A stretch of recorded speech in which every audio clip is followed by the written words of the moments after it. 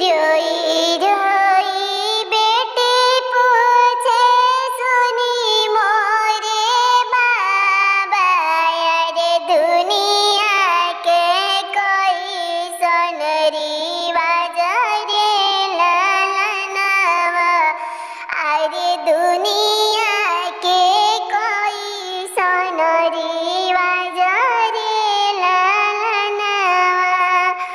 माई के कोखिया में दुई गो गोदलावा, अरे काहे करे दी भेद भाव रे ललनवा, अरे काहे पापा कनी भेद भाव रे ललनवा।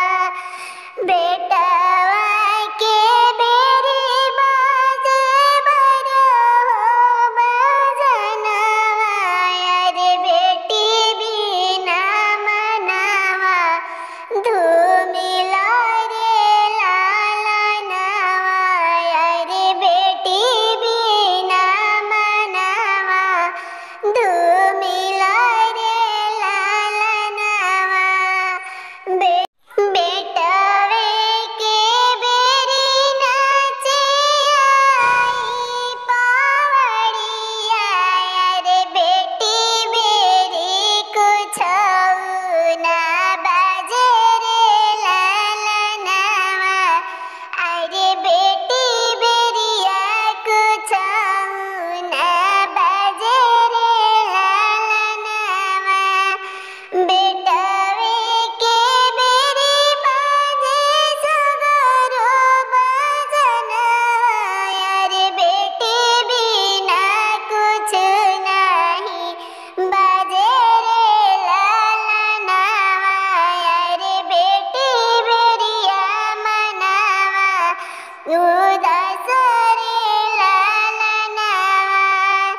बेटवा के रखनी बाबा अपना पाजरवा, अरे बेटी के भेजनी दूर देश रे ललनवा, अरे बेटी के भेजनी दूर देश रे ललनवा।